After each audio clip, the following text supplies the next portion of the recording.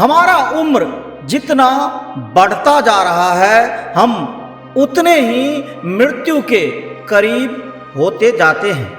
मरना कोई आकस्मिक घटना नहीं है, हम प्रतिदिन मरते जाते हैं। मृत्यु एक लंबी प्रक्रिया है, हम नित्य धीमे धीमे मरते जाते हैं। न हम वर्तमान में जी रहे हैं और न भविष्य में जीने की आशा है, लेकिन हम जवानी की मदहोशी में होने के कारण इसे जीवन मान बैठे हैं। जन्म और मृत्यु के बीच जो सिलसिला है उसे हम जीवन समझ बैठे हैं और जिस कारण हम धोखे में जिए जा रहे हैं। परिणाम स्वरूप आज लगभग व्यक्ति का बुढ़ापा अभिशाप बनता जा रहा है। अगर विश्वास नहीं होता तो अपने आस पड़ोस के 10 बूढ़े आदमी का चुनाव कर एक दिन का समय निकालकर हर एक के पास ज्यादा नहीं 10-10 मिनट बैठकर उनकी कुंठा भरी पीड़ा को अनुभव करने की प्रयास कीजिए। हो सकता है इस डरावना सच का अनुभूति कर आप मूर्छा से बाहर आ जाए। रोज रोज वही रिपीटिशन, वही दोहराना, वही सुबह उठना, वही भागा दौड़ी, वही भोजन, वही कपड़े, वही झगड़े, वही संघर्ष, फिर रात होते ही कल की चिंता में सो जाना। क्या यही जीवन है? अपने लिए, अपने जीवन के बारे में सोचने के लिए हमारे पास 10 मिनट भी समय नहीं है जिसमें हम अपने जीवन के बारे में आत्ममंथन कर पाए, जिसमें हम अपने आप से सवाल कर सके कि मैं कौन हूं, मैं क्यों जी रहा हूं। ज्यादातर आदमी के पास इस सवाल का यही उत्तर है, मैं अपने बच्चे के लिए जी रहा हूं। क्या वो सभी लाचार और विवश बूढ़े लोग जिन्हें अपने ही घर में पराया कर दिया गया है, क्या वो अपने बच्चे के लिए नहीं जिया था? यही तो उसका सबसे बड़ा मूर्खता था कि उसने अपने बच्चे के लिए सर्वस्व समर्पित कर दिया। और आज लगभग घरों में हर बेटे बहू की यही हार्दिक इच्छा होती है कि कब ये बूढ़ा माँ बाप का मौत हो जाए, कब ये बला टल जाए। क्या हम कभी बूढ़े नहीं होंगे? वर्तमान के परिदृश्य में जिस डरावना भविष्य का नींव हम सभी रख रहे हैं, उसका साक्ष्य आपके बच्चे भी बन रहे हैं। और इस विषय पे वर्तमान का समाज जिस प्रकार से धृतराष्ट्र बनता जा रहा है, वो दिन दूर नहीं जब बूढ़े लोगों को अपने ही घर में आत्महत्या करना पड़े।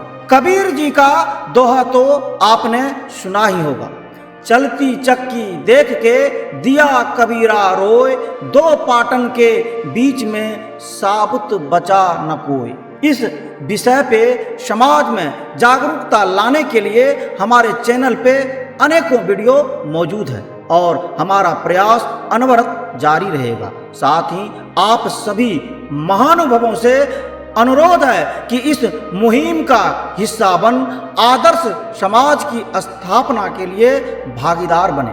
वर्तमान में बूढ़े लोगों के साथ जो हो रहा है उसे रोकने का सामूहिक प्रयास के साथ साथ हमें स्वयं अपने जीवन के बारे में भी समझना जरूरी होगा, क्योंकि जिसे हम जीवन मान बैठे हैं वास्तविकता में वो जीवन है या नहीं। लोग कहते हैं कि बचपन के दिन बड़े सुख के दिन थे। कैसी अजीब बात है, अगर जीवन विकसित हो रहा है तो बुढ़ापे के दिन सबसे ज्यादा सुख के दिन होने चाहिए था। बचपन की सुखद स्मृति गलत जीवन का सबूत है। इसका तो सीधा अर्थ है शायद हमने जीवन को समझ ही नहीं पाया। धन संपत्ति इत्यादि जीवन जीने के साधन है और जीवन जीने के लिए बेहद जरूरी भी, लेकिन इसे साध्य मानकर सिर्फ इसी के लिए जीते रहना मूर्खता होगी। साथ ही बच्चे का लालन पालन करना, उसे एक सभ्य नागरिक बनाने की दिशा में प्रयास करना हमारी जिम्मेदारी है। लेकिन मोह और झूठे सपने में फंसकर अपने बच्चे के कौशल और दक्षता का बिना मूल्यांकन किए बिना दिखावा के चक्कर में उन्हें जोर जबरदस्ती इंजीनियर, डॉक्टर बनाने का प्रयास करना आत्महत्या के बराबर है। और इन्हीं सब असावधानियों के कारण आज बूढ़े लोगों की ये हालत है। ये लोग स्वयं के व्यक्तित्व निर्माण और भविष्य के बारे में न सोचकर अपने बच्चे को बाबू साहब बनाने के चक्कर में उन्हें मेहनत से दूर रख, उन्हें जीवन के जिम्मेवारियों से अनभिज्ञ रखा। और इसमें सबसे बड़ी भागीदारी माँ का मोह का होता है, जिन्होंने अपनी झूठी माया मोह में अपने बच्चे को एक मजबूत इंसान बनाने का कोशिश नहीं कर उसे लॉलीपॉप बना देता है। और जब अचानक उसके ऊपर जीवन की जिम्मेदारियों का बोझ पड़ता है तो वो सबसे पहला धोखा अपने माँ बाप को देता है, क्योंकि सबसे ज्यादा आशा और भरोसा माँ बाप को ही होता है कि ये बड़ा होकर हमें कमा कर खिलाएगा और हमारा सेवा करेगा।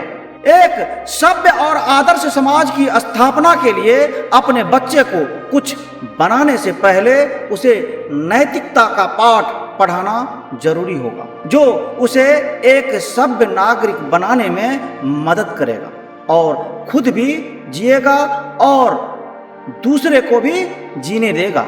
और अपने बच्चे से आशा न रख, अपने आस पड़ोस की दुनिया में जो चल रहा है उस पर रिसर्च कर जीवन के वास्तविकता को स्वीकारना और अपने जीवन का उद्देश्य को चुन फिर जीवन के अंतिम सांस तक का रोड में बनाकर उस पे अग्रसर होने से ही एक सफल जीवन जीने का आशा हम कर सकते हैं। अन्यथा इसमें मोहवश सावधानी हटी तो दुर्घटना तय है। अब आप स्वयं ही अनुभव कर सकते हैं कि हम मूर्छा में जी रहे हैं या होश में। मिलते हैं अगले वीडियो में, तब तक के लिए नमस्कार, जय हिंद, जय भारत। सब्सक्राइब करें नशा और अपने समाज के विकास में भागीदार बने।